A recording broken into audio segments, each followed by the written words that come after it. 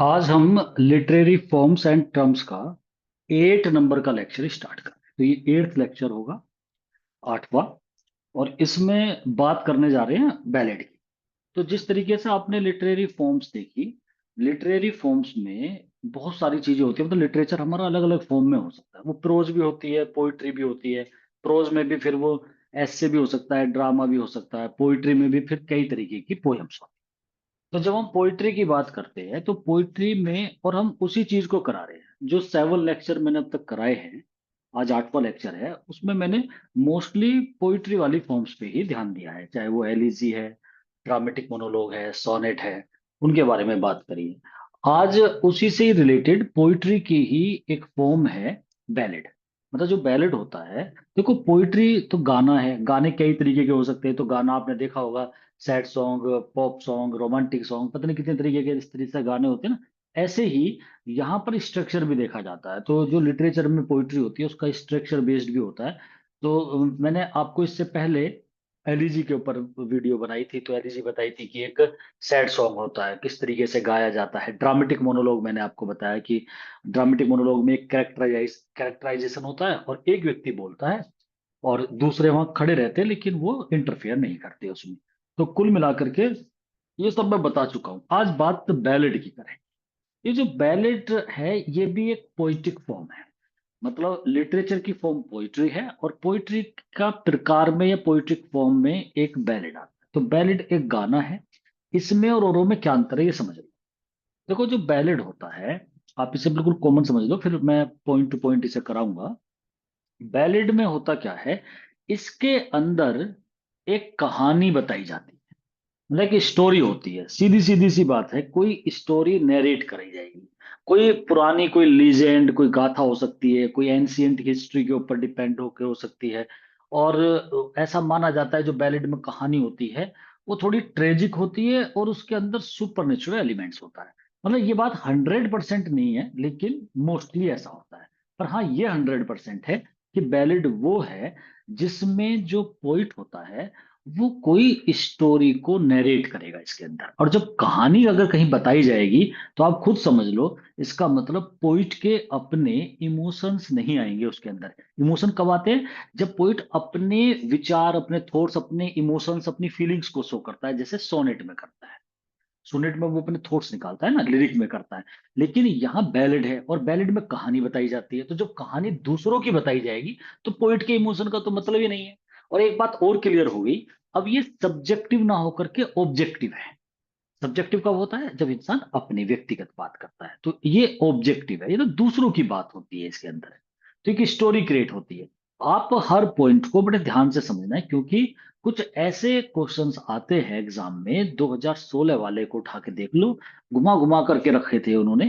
तो मतलब उसमें 4 ऑप्शन इस तरीके से बना देते हैं, और ज्यादातर ये पूछते हैं कि बताइए बैलेड जो है इनमें से कौन सी क्वालिटी बैलेड की नहीं है। अब वो 3 क्वालिटी है, फिर वहां मतलब लगाना बड़ा मुश्किल होता है। तो जो बच्चे याद करते हैं वे नहीं कर पाते, लेकिन जो समझ के करते हैं उनके समझ में आ जाता है। तो बैलेड में आप सबसे बड़ी बात ये होती है कि इसके अंदर कोई स्टोरी होगी, उसे नरेट किया जाता है। तो जो पोइट है वो एक कहानी को नरेट करता है बैलेड के अंदर। एक बात तो ये हो गई क्लियर, जो पक्की है बिल्कुल। दूसरा क्या होता है कि मोस्टली, जब मैं मोस्टली वर्ड लगाता हूं तो कहीं ना कहीं मतलब क्योंकि पुराने भी बैलेड तो पहले भी लिखे जाते थे, क्लासिकल एज में भी, बाद में भी बैलेड आए। तो जब मैं लगाता हूँ कि भाई मोस्टली, तो मोस्टली 4 लाइन स्टैंजा होता है। लेकिन जरूरी नहीं है, जरूरी नहीं है। मोस्टली 4 लाइन्स के स्टैंजे इसके अंदर डाले जाते हैं बैलेड में। अब बैलेड में हमें कुछ दो चार नाम ऐसे भी होने चाहिए जो आपने पोएम पढ़ रखी हो, तब आपके समझ में आएगा कि हाँ भाई बैलेड ऐसा होता है। तो मैं उनमें कुछ ऐसी पोएम के नाम आपके सामने रखूंगा, मोस्टली बच्चे ज्यादातर पढ़े हुए होते हैं। एक तो जॉन कीट्स की पोएम है ला बेला डेम सेंस मर्सी। जो ला बेला डेम सेंस मर्सी है वो एक बैलेड है। उसकी हिंदी भी होती है ला बेला डेम सेंस मर्सी की। इंग्लिश में अगर हम देखें तो the beautiful lady without mercy. वो लेटिन में है टाइटल, लेकिन उसका जब इंग्लिश टाइटल लेते तो the beautiful lady without mercy. उसमें आपने देखा होगा, नाइट एट आर्म्स, एक शस्त्रों से सुसज्जित योद्धा है, और किस तरीके से वो अपनी कहानी बताता है। तो उसे एक किसान मिलता है, वो उससे पूछ लेता है "बट आप यहाँ कैसे घूम रहे हो?"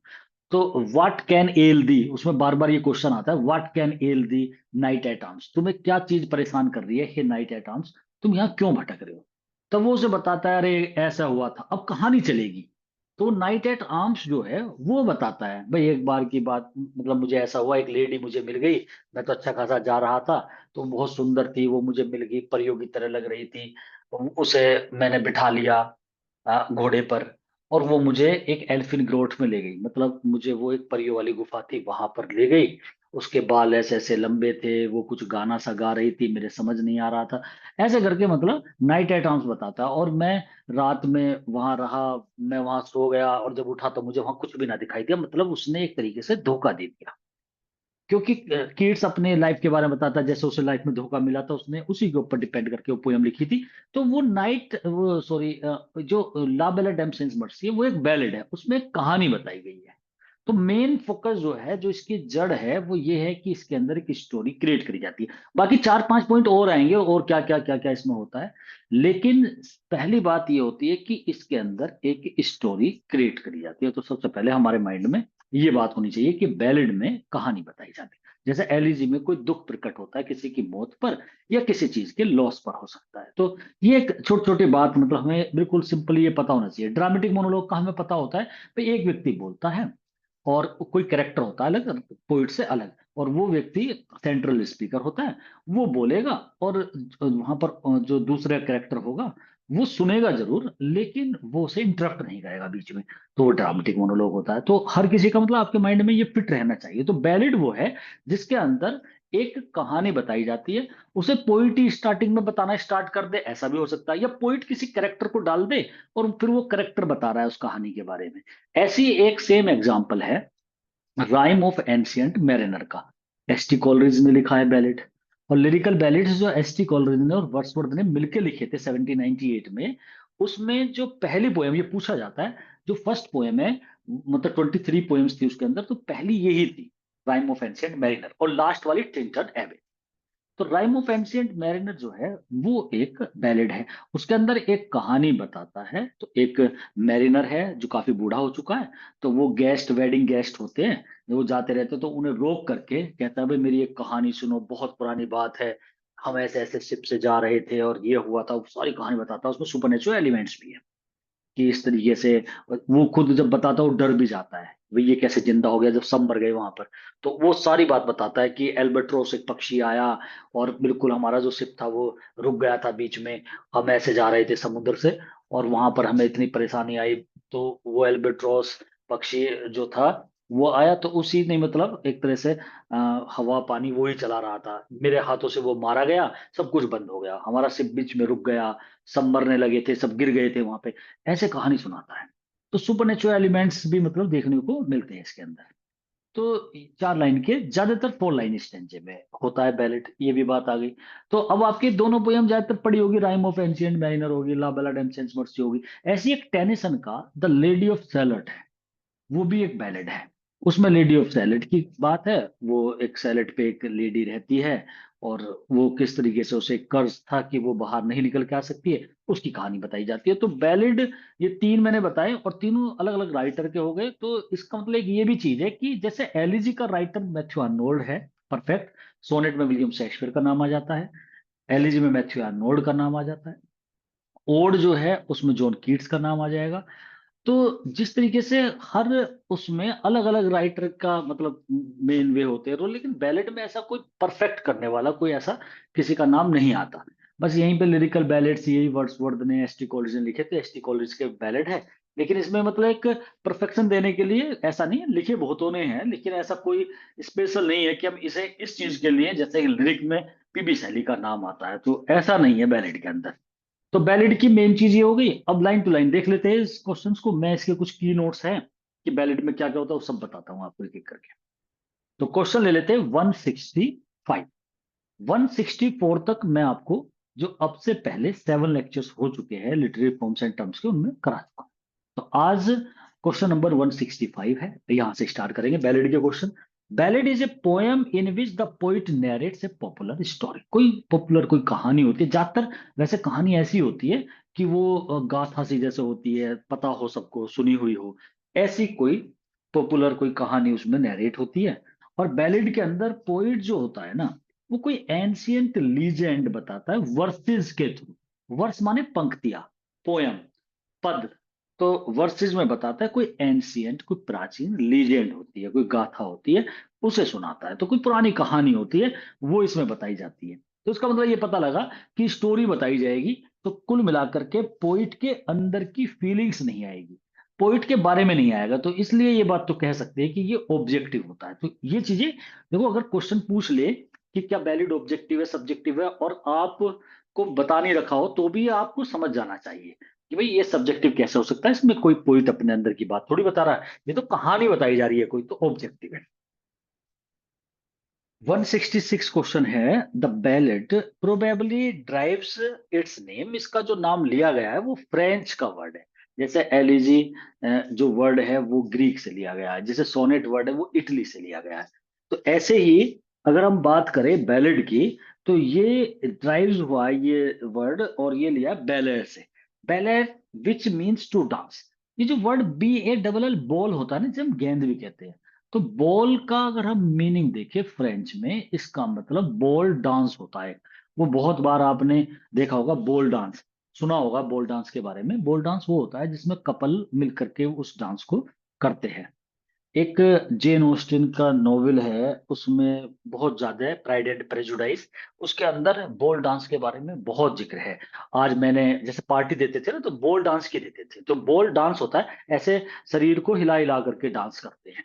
तो बॉल से मतलब होता है डांसिंग करना एक तरह से। तो बैलेर वर्ड है, बॉल से बना है, इसका मतलब डांस करना होता है। तो बैलेड वर्ड यहाँ फ्रेंच वर्ड से लिया गया, ये याद रखना है आपको क्वेश्चन। और ये कैसे पुराने समय में किस तरीके से बैलेड वर्ड निकला है, तो बैलेड से लिया गया है, जिसका मतलब डांस करना होता है। स्टार्टिंग में इट वाज संग।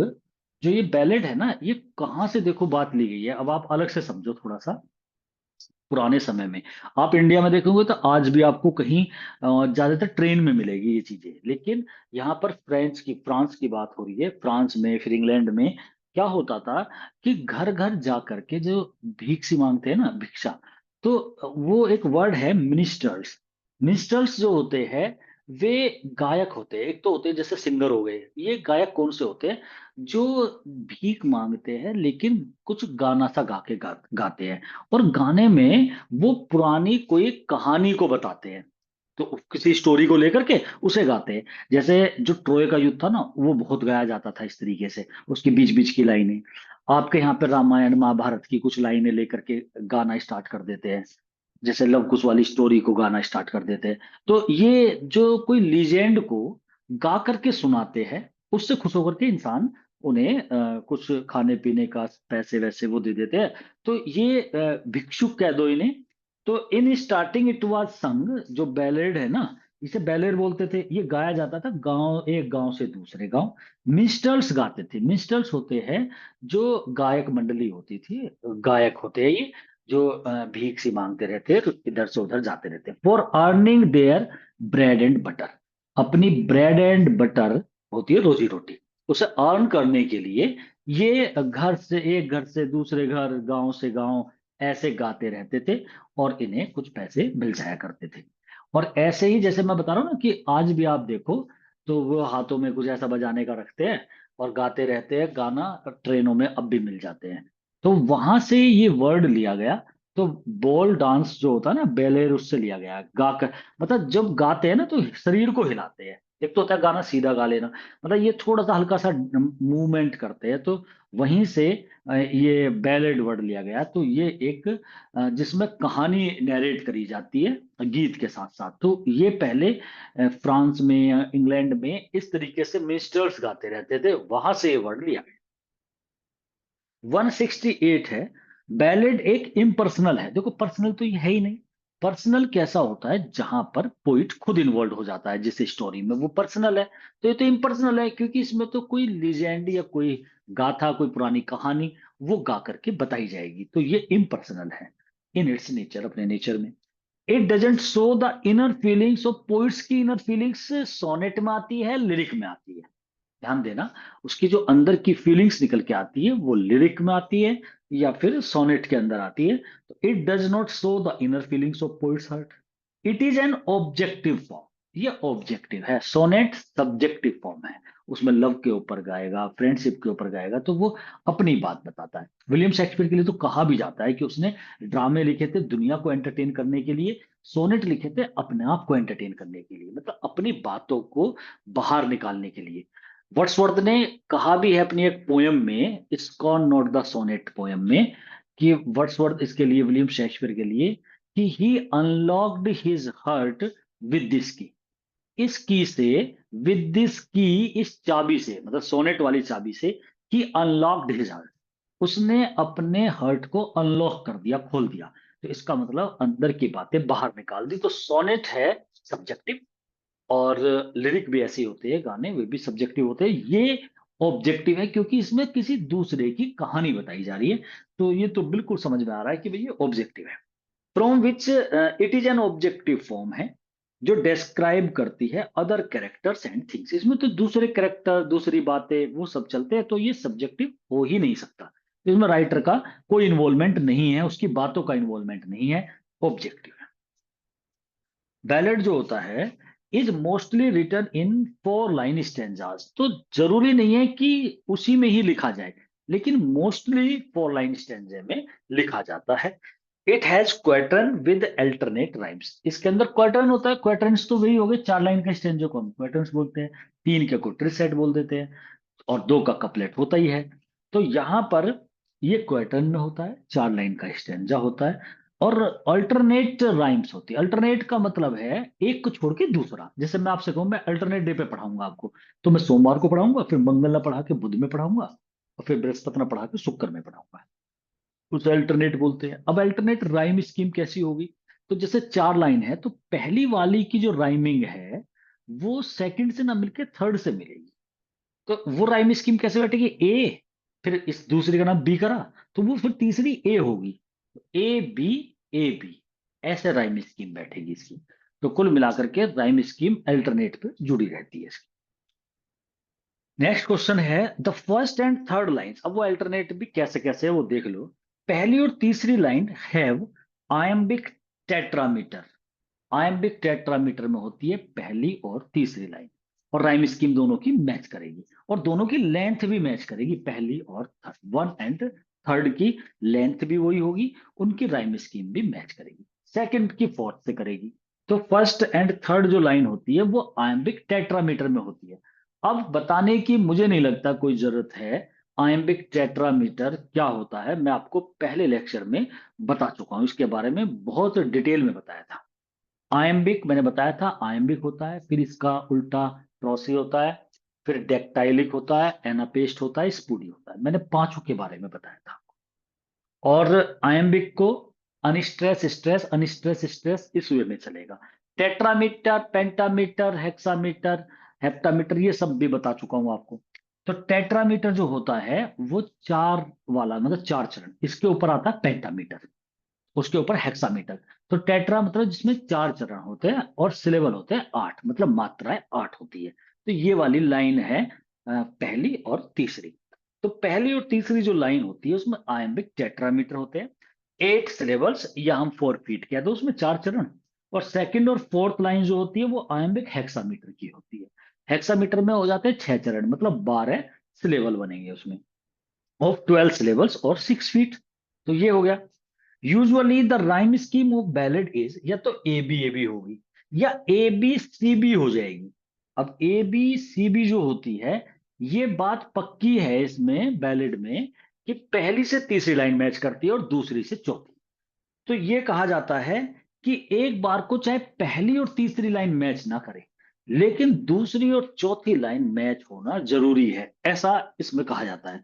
तो ये तो लास्ट वाला जो पहला वाला राइम स्कीम है, ए बी, ये भी ठीक है, लेकिन ए बी सी बी में भी बी जो है, मतलब सेकंड और फोर्थ लाइन की राइमिंग मिल रही है।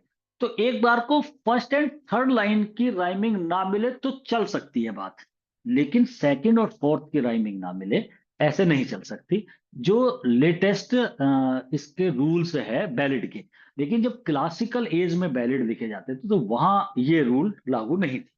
लेकिन अब जो थे, जो रोमांटिक एज में यहाँ स्टार्ट हो गए, जॉन कीट्स ने, वर्ड्सवर्थ और फिर आगे तक, तो ये नियम जो है इंग्लैंड के अंदर इसी रूल्स पे बैलेट लिखे गए हैं।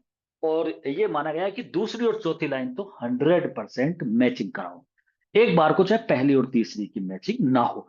अगर पहली तीसरी की मैच हो जाए और दूसरी चौथी में, तो ए बी बनेगी लाइन स्कीम। और अगर ऐसा ना हो सकता हो तो ए बी सी बी बनेगी। रिपीटेशन ऑफ लाइन और stanza is called refrain which is used in ballot. ये एक लिटरेरी टर्म आ गई है आपके सामने, रेफरेन। जो रेफरेन होते हैं वो क्या है, अलग से पूछा जाता है क्वेश्चन, इंपोर्टेंट है। इसमें आ गया तो मैं यहां बता रहा हूं, अदरवाइज ये अलग डाला जाता, वहां बताया जाता। तो रेफरेन यहां क्यों आ गया? क्योंकि जो बैलेड होता है, जो भी बैलेड लिखते हैं वो रेफरेन यूज करते हैं। अब रेफरेन क्या है और क्यों यूज होता है, मैं दोनों ही बात बता देता हूं। रेफरेन क्या होता है? कोई लाइन अगर बार बार रिपीट होती हो, उसे रेफरेन कहते हैं। जैसे जब हम कोई गाना गा रहे हैं, और गाने में आपने देखा होगा, नॉर्मली सॉन्ग में बार बार वो एक जो स्टार्टिंग की लाइन होती है, किसी भी गाने को ले लो, वो घूम करके वो जरूर आती है, दोबारा तिबारे आती रहती है ना, जो मेन टाइटल होता है सॉन्ग का। तो आप किसी भी गाने को जब उठाओगे अपने सॉन्ग जैसे आप सुनते हो, तो वहां पर वो लाइन जो है बार बार आती है, फिर दूसरी लाइन जुड़ जाती है, फिर वो लाइन आ जाती है, फिर। तो जो वो लाइन बार बार रिपीट होती है, इस रिपीटेशन को हम रेफरेन बोलते हैं। कभी कभी लाइन ना आकर के पूरा स्टैंजा ही रिपीट हो जाता है, ऐसा भी गानों में होता है। लास्ट में फिर वो सारी गाने की कड़ी जो है ना, जो स्टार्टिंग में गाई थी, वो दोबारा आ जाती है। तो स्टैंजा रिपीट हो या लाइन रिपीट हो, अगर ये ऐसे रिपीट हो जाते हैं तो उसे रेफरेन बोलते हैं। इस काम को करने में एक इंडिया की पोइटेस थी, वो बहुत माहिर थी, जिसका नाम था सरोजनी नायडू।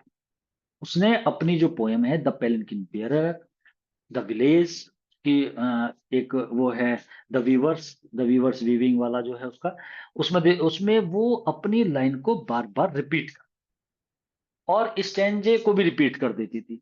यहाँ पे La Belle Dame sans Merci poem आप उठाओ, उसमें स्टार्टिंग में ही है कि what can ail thee knight at arms, और ये लाइनें फिर रिपीट होती है, व्हाट कैन एल दी, वो बार बार क्वेश्चन पूछा जाता है, लास्ट में फिर पूरा स्टेंजा ही रिपीट हो जाता है। तो ये क्या है, ये रेफरेन है। तो जहां लाइन या फिर स्टैंजा बिल्कुल दोबारा है, और दोबारा का कारण बता रहा हूं क्यों होता है। देखो, ये स्टोरी क्रिएट हो रही है यहाँ पर। मैंने बताया था ना, कहानी क्रिएट होती है। जब कोई कहानी सुनाई जाती है, बार बार उसका जो मेन बिंदु है उस पे बार बार, द लेडी ऑफ सैलेट, जो लेडी ऑफ सैलेट है ना, बार बार बोलता है टेनेसन, बीच में अपने दो तीन स्टेंजे पूरे करेगा, फिर बोलेगा the lady of Shalott, the lady of Shalott. तो वो बार बार जो लाइन यूज होती है, उसे हम रेफरेन कहते हैं। तो रिपीटेशन ऑफ लाइन या फिर stanza called refrain which is used in a ballad में यूज होता है। ये इसलिए यहां पर बताना पड़ गया, अदरवाइज इसे मैं अलग से भी आपको बताता रेफरेन को, ठीक। Mostly alliteration is used in the ballad. अब फिगर ऑफ स्पीच तो पोएम के अंदर यूज होते ही है, लेकिन एलिट्रेशन फिगर ऑफ स्पीच बहुत ज्यादा यूज होता है इसके अंदर। अब एलिट्रेशन फिगर ऑफ स्पीच तो मैं आपको बिल्कुल अलग से पढ़ाऊंगा, और 8 फिगर ऑफ स्पीच तो हम ये 7 8 जो करते हैं वो तो हाई स्कूल इंटर में कर ही लेते हैं। देखिए, उससे अलग बहुत और फिगर ऑफ स्पीच है, कम से कम 12 और है अच्छे। तो 20 के करीब जो ठीक ठाक, जिन्हें खूब यूज होते हैं आपके लिटरेचर में, उनके बारे में अलग से मैं फिगर ऑफ स्पीच जो है, जैसे लिटरेरी फॉर्म्स एंड टर्म्स वाला ये चल रहा है चैप्टर, तो जब इसे कराऊंगा फिगर ऑफ स्पीच को, तब सारे कराऊंगा।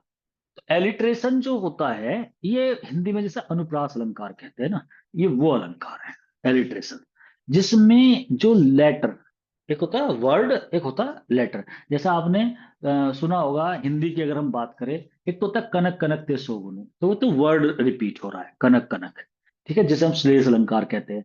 एक होता है चारु चंद्र की चंचल किरणें, सबने सुना होगा ये, छह वर्ड आ रहा है बार बार। तो वो जो है छह जो वर्ड आ रहा है वो अनुप्रास अलंकार है। तो वही बात मैं यहाँ बताने वाला हूँ आपको, एलिट्रेशन अनुप्रास अलंकार की तरह होता है। और एलिट्रेशन होता है एक सेम सा फिगर ऑफ स्पीच और होता है, पर यहाँ बताने का तो कोई फायदा है नहीं। जब फिगर स्पीच कराऊंगा तब बताऊंगा एसोनेंस, वो इसके जैसा ही होता है, एसोनेंस और एलिट्रेशन।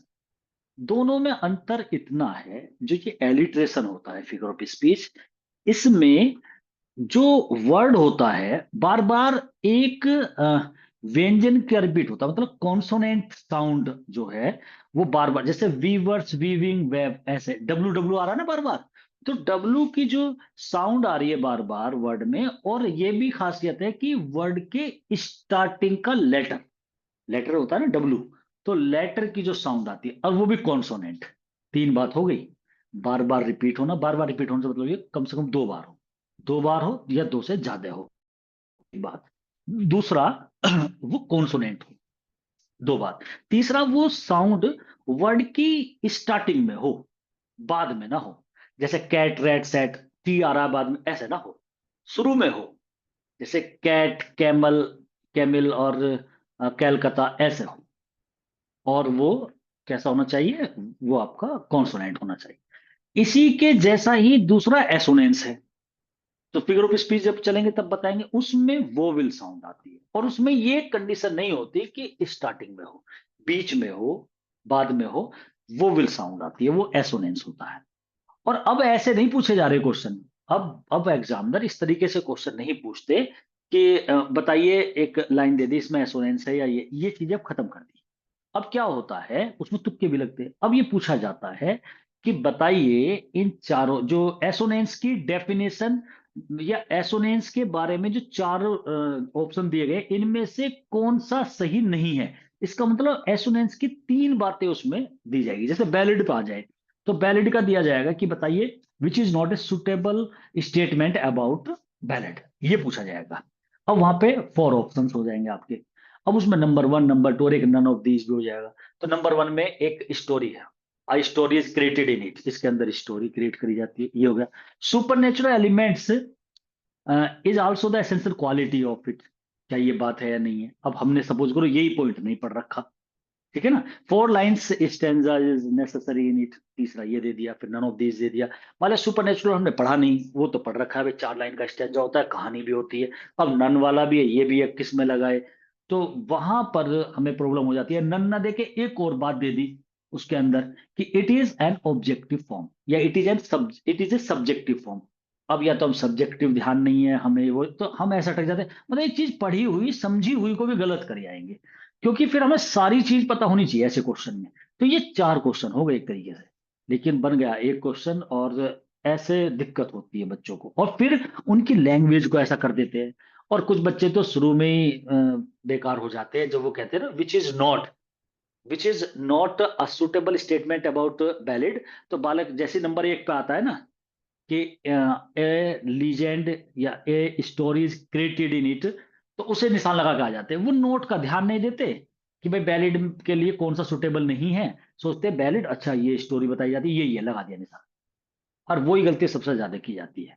और जिन्हें पता रहता है कि अरे नहीं इसमें तो मुझे ये देखना है, अब वो बार बार उसे फिर पहले को देखेगा तो हाँ ये तो ठीक है। दूसरा एक पढ़ा हुआ भाई, ऐसे तो चारों की चारों बातें ना पता हो, वो पता नहीं होता, वही कंफ्यूजन सा रहता है, पता नहीं ये है नहीं है, क्या है कैसे। फिर कुछ एक आध वर्ड उसमें कुछ ऐसा दे दिया जिसका आपको मीन नहीं पता हो, तो और दिक्कत हो जाती है, फिर तुक्के चलने लग जाते हैं। तो इस तरीके से प्रॉब्लम क्रिएट हो जाती है। तो इसलिए हमें इससे कैसे छुटकारा पाया जाएगा, दो तरीके हैं। नंबर वन तो ये कि जब हम किसी चीज को पढ़े तो उसे समझे। अच्छा वैलिड ऐसा होता अपना आप समझ में आना चाहिए, ना भी क्वेश्चन लिखवाया जाए कि हाँ भी ये ऑब्जेक्टिव होगा, सब्जेक्टिव कैसे हो जाएगा, ये ऑब्जेक्टिव ही होगा। ये बात पता होनी चाहिए, हमारे माइंड में फिट होनी चाहिए, ठीक। और इस तरीके से कुछ क्वेश्चन अपने आप भी क्रिएट हो जाते हैं, और वो ऐसे क्वेश्चन को पूछते भी है वो उस तरीके से घुमा के कि आप उसे मतलब आपके सामने आया नहीं होगा, लेकिन जब आप बाद में पता करोगे ना, तो कॉमन सी बात थी, पता होनी चाहिए ऐसे। तो alliteration is used in valid, ये फिगर ऑफ स्पीच ज्यादातर यूज होती है, कोई कंपलसरी नहीं बताई जा रही है, मोस्टली यूज होती है। मैंने रेफरेंट का और एलिट्रेशन का दोनों का एग्जांपल डाला है यहाँ पे। अब आप देख लेना, दोनों का नहीं, तीन। ये जो एक एग्जांपल मैंने डाला है यहाँ पे, यहाँ तीनों चीज आ गई। राइम स्कीम के बारे में बता दूंगा मैं इसमें, इसमें मैं एलिट्रेशन भी बताऊंगा और मैं रेफरेंट भी बताऊंगा। वाटर वाटर आ रहा है और वेयर आ रहा है, तो डब्ल्यू डब्ल्यू आ रहा है। वर्ड के पहला लेटर कॉन्सोनेंट साउंड अगर रिपीट कर रहा है, तो एलिट्रेशन फिगर ऑफ स्पीच होती है, तो वो इसमें हो गई। वाटर वाटर एवरीवेयर, चारों तरफ पानी पानी है, ये लाइन जो है ये राइम ऑफ एंशियंट मैरिनर की है, एसटी कॉलरिज ने लिखी है, वैलिड है। और जो बता रहा हमारा शिप जो था वो बिल्कुल समुद्र में फंस गया था, कुछ भी वहां दिखाई नहीं दे रहा था, पानी भी जो था ना वो बिल्कुल ऐसा हो रहा था जैसे आग सी में, मतलब वो जहरीला सा पानी होता है ना, उसमें अलग से कलर दिखाई दे रहे थे। तो पानी पीने का नहीं था कहीं भी। और जो भी हमारे शिप की जहां तक परछाई पड़ी हुई थी, वहां वहां पानी बिल्कुल बेकार हो चुका था। तो इससे पता लगा, क्योंकि एक कर्ज हो गया था। वो एल्बेट्रोस पक्षी, उस मैरिनर ने जो कहानी बता रहा, वो कह रहा मेरे से वो मर गया। और जब वो मारा गया, तो एक तरीके से मतलब एक कर्ज हो गया, श्राप पड़ गया। और सब कुछ बिल्कुल बेकार हो गया, हवा रुक गई, सब हो गया, हमारा शिप खड़ा हो गया। और जो चारों तरफ पानी था, वो बिल्कुल जैसे खदकता सा हो जाता ना आग सी में, ऐसा हो गया था। तो पानी बिल्कुल बेकार था। जो पक्षी, जो कोई जीव था ना पानी का जीव, वो हमारे उस शैडो में आ जाता था, उसकी परिधि में, वो वहीं मर जाता था। तो इतनी बुरी हालत हो गई थी। तो तब ये लाइन बोली थी इसने कि वाटर वाटर एवरीवेयर, चारों तरफ पानी पानी है, and all the boards did shrink. और बोर्ड होते हैं जो तख्ते हैं ना इसके शिप के, वो श्रिंक माने सिकुड़ गए।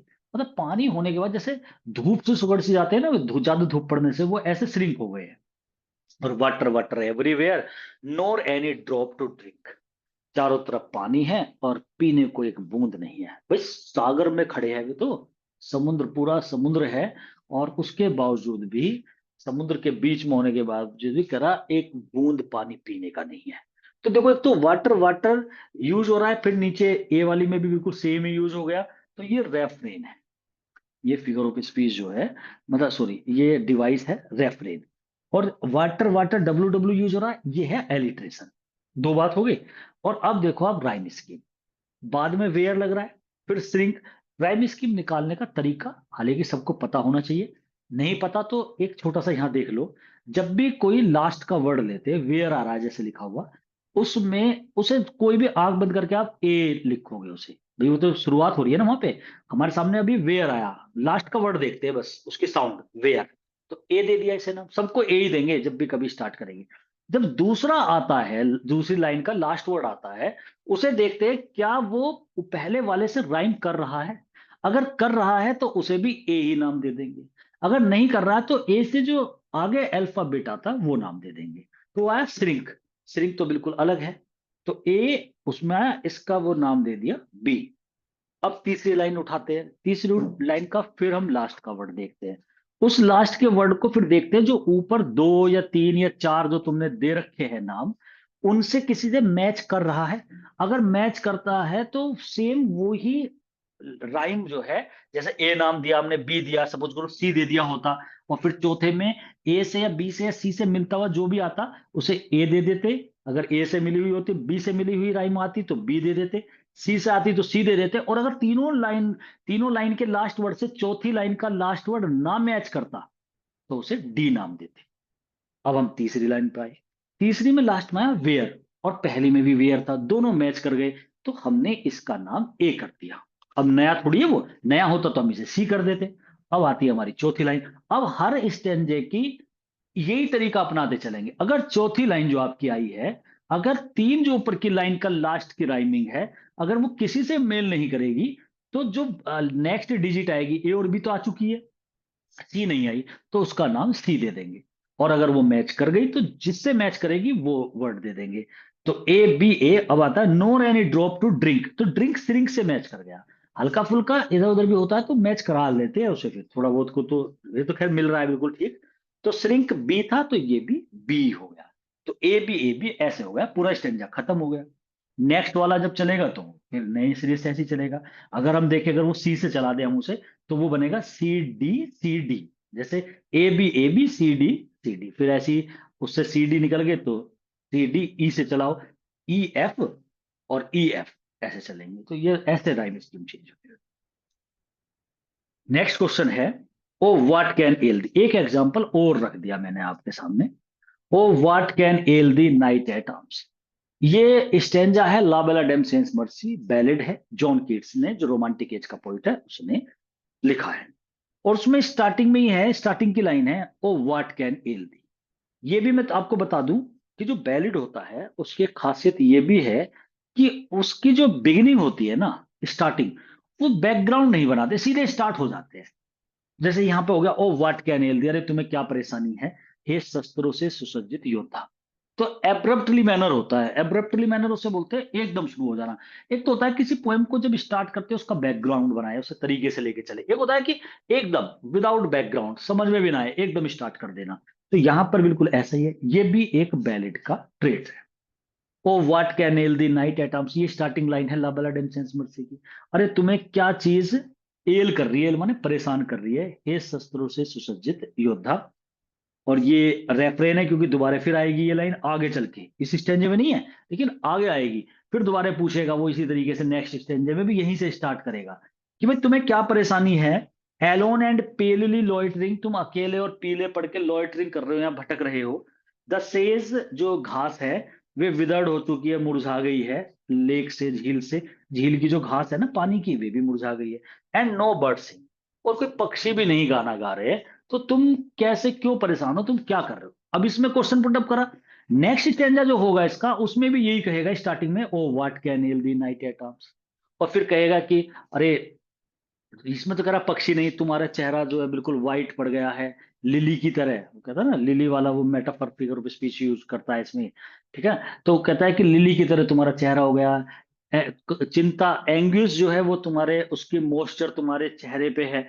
और तुम्हें क्या चीज परेशान कर रही है, ऐसे पूछेगा क्वेश्चन। तीन स्टेंज में क्वेश्चन पूछेगा, तब नाइट एट आर्म्स बताएगा कि भाई ऐसा हुआ था मेरे साथ, तब वो कहानी स्टार्ट करेगा। तो ये है what can ail thee knight at arms. तो यहां पर अब देखो, अब वो भी लगा लो आप, राइम स्कीम भी। पहले में आर्म्स आया तो ए लगा दिया, दूसरे में लॉइटरिंग आया तो बी लगेगा, किसी से मैच ही नहीं कर रहा। तीसरे में लेक आया, अब लेक बिल्कुल आ गया, ना तो आर्म से कर रहा है ना लॉइटरिंग से, तो सी वर्ड आ गया। और इसमें सिंग आया, सिंग जो था वो लॉइटरिंग सिंग ये मैच कर रहे थे, तो ये बी कर दिया। तो ए बी सी वी, जो मैंने आपको बताया भी था ना, दो राइम स्कीम चल सकती है। तो लास्ट की दूसरी और चौथी लाइन मिलना ज्यादा जरूरी है। तो जॉन कीट्स ने तो ये वाला तरीका अपनाया। और इससे पहले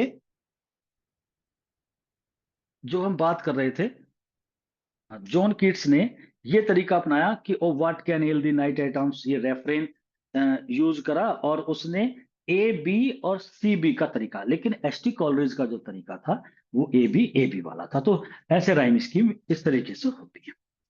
ballad can be dramatic, funny and romantic and narrative.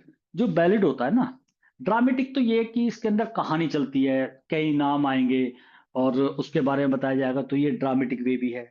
Dialogues है, बता रहा है, बोल रहा है, स्पीच दे रहा है। फनी होते हैं बीच में, फनी वाले फनी भी हो सकते हैं, रोमांटिक भी हो सकते हैं, और वर्णनात्मक तो होती है, कहानी चलती है इसके अंदर। तो बैलेड में ये भी सब क्वालिटी है। In a ballad we get an abrupt and unexpected beginning. देखो बैलेड में ये बात जो मैं बता रहा था आपको, एब्रप्ट होता है बिना किसी बैकग्राउंड के, मतलब एकदम तुरंत।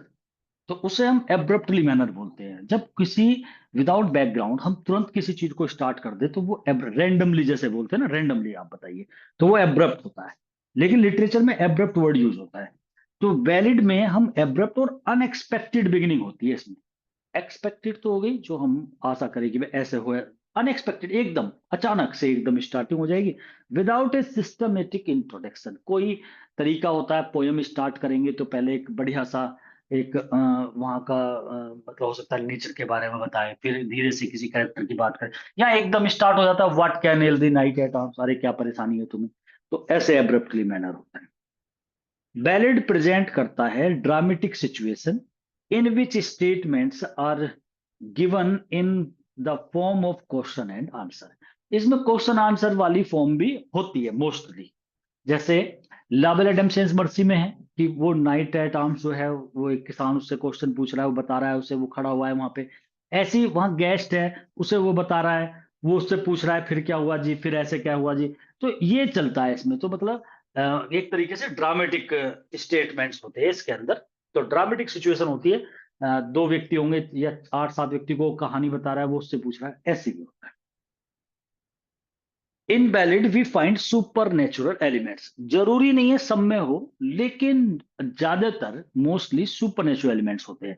मैंने आपको तीन बैलेड के नाम बताए, तीनों में है। देखो इसमें तो परी के बारे में जिक्र है, ला बैलेड एम सेंस मर्सी में। तो सुपर नेचुरल, बस सुपर नेचुरल एलिमेंट्स क्या होते हैं, कोई एंजल्स, गॉड्स, या सैटन, या फेरी, तो ऐसे कुछ दिखाई जाए, या कोई ओरेकल्स वगैरह कुछ इस तरीके से, तो ये भूत प्रेत आत्मा जो होते हैं ये सब सुपरनेचुरल एलिमेंट्स होते हैं। और जो चीज मतलब नेचुरल नहीं है उसे सुपरनेचुरल बोल देंगे। तो सुपरनेचुरल मैंने 3 एग्जांपल लेके चला, तीनों ही आपके ज्यादातर ये पोएम मोस्टली पढ़ी हुई है, तीनों में आप देख लो सुपरनेचुरल एलिमेंट्स। ला बेला डेम सेंस मर्सी में तो परी के बारे में है, वो मुझे वहां गुफा में ले गई, वहां पे वो गायब हो गई एकदम, मैंने पाया मैं तो अकेला था, मैंने सपना देखा, सपने में मुझे ऐसे दिखाई दे रहे थे, कुछ सब व्यक्तियों के कुछ व्यक्ति मुंह फाड़े हुए थे, वे कुछ बोल रहे थे, और शायद मुझे सुनाई दे रहा था, वो कुछ ऐसे कह रहे थे कि she had made you slave, उसने तुम्हें दास बना लिया। तो ये सुपरनेचुरल एलिमेंट्स है। अब आप आ जाओ अ, ये आपका जो rhyme of ancient mariner, ST college का तो खैर नाम ही आ गया, वो तो सबसे बड़ा सुपरनेचुरल एलिमेंट्स यूज करने वाला है, उसकी तो पोएम ही नहीं बचती। तो उसमें तो सारा ही सुपरनेचुरल है, उसमें तो वो ऐसी सी बात बताएगा, सब मर गए, सब मर गए और बस मैं बचा रह गया, फिर ऐसे उनकी आत्मा ऐसे निकल निकल के जा रही थी सभी की। तो वो तो पूरा ही सुपरनेचुरल है। अब तीसरी मैंने फिर एक इससे अलग बताई थी, द लेडी ऑफ सैलेट, टेनिसन की। टेनिसन की उस पोयम में द लेडी ऑफ सैलेट में वो भी सुपरनेचुरल एलिमेंट्स उसके अंदर भी यूज होता है, क्योंकि वहां पर वो सैलेट की लेडी, उस पर कर्ज था, वो एक ताना बाना बुन रही थी, उसे उसमें दिखाई दे रहा था सब कुछ मिरर में। तो वो सारा सुपरनेचुरल है। तो ऐसे सुपरनेचुरल एलिमेंट्स यूज होते हैं बैलेट के अंदर। ला बेला डेम सेंस मर्सी कीट्स ने लिखी। अब ये कुछ नाम है, the rhyme of ancient mariner ST Coleridge की है, सोलेटरी रीपर वर्ड्सवर्थ की है। ये पक्का बैलिड नहीं है, मतलब जो बैलिड के टोटल गुण होने चाहिए वो इसमें नहीं है। फिर भी इसे बैलिड वाले, जैसे इन मेमोरियम पे मैं बात कर रहा था ना पेस्टोएलिजी की, बिल्कुल सेम है कि। और सोलेटरी रीपर जो वर्ड्सवर्थ ने लिखी है, उसमें हालांकि वो कहानी बताता है सोलेटरी रीपर कि अरे ये सोलेटरी जो अकेली ये लेडी जो है, ये लड़की ये गा रही है, ये फसल काट रही है, ये वे गीत गा रही है, वहां से पक्षी जा रहे हैं, तो वो सब बातें वो बताता है। ये मतलब एक गाथा सी बताता है उसके बारे में। और उसकी सिस्टर डोरथी और एसटी कॉलरिज थे, उन्हें वो उन चीजों के बारे में बताता है, मतलब उसके ऊपर एक स्टोरी क्रिएट करता है। लेकिन जो एक टोटल जैसे कहते हैं ना 100% वैलिड वाला, अगर ये क्वेश्चन आया हुआ है, इसमें ये पूछा गया था कि ये वैलिड है लिरिक है, तो वहां लिरिक को सही बताया था। लेकिन ये वैलिड की कैटेगरी में भी आता है। जब बात लिरिक की आ जाती है तो लिरिक एक अम्ब्रेला टर्म होती है, लिरिक एक गीत होता है। लिरिक की जो क्वालिटी होती है ना, वो गीत जब मैं लिरिक पढ़ाऊंगा तब बताऊंगा आपको।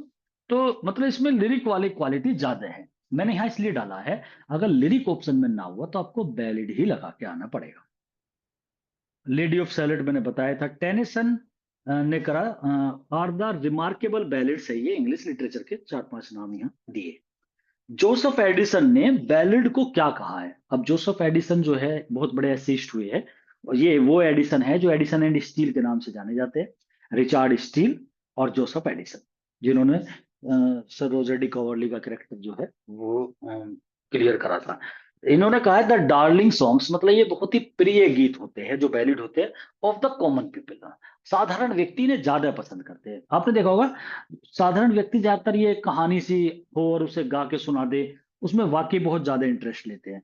तो ये कॉमन पर्सन को सबसे ज्यादा लुभावने होते हैं, ऐसे कहा था जोसेफ एडिसन ने, जो न्यू क्लासिकल एज के एथिस्ट हैं। एडिसन ने इस बात को रखा। तो कुल मिलाकर के आप देख रहे हो कि मतलब बैलेड जो है वो एक तरीके से जो सॉन्ग है उसमें कोई स्टोरी होती है, सबसे बड़ा मुद्दा यही है इसका। और स्टोरी बेस्ड होता है, कोई कहानी सुनाई जाती है, वो बैलिड होते हैं। तो यहीं तक इसे करेंगे बैलिड को, और बैलिड पे से क्वेश्चन पूछ लिए जाते हैं, तो आपको बिल्कुल तरीके से इसे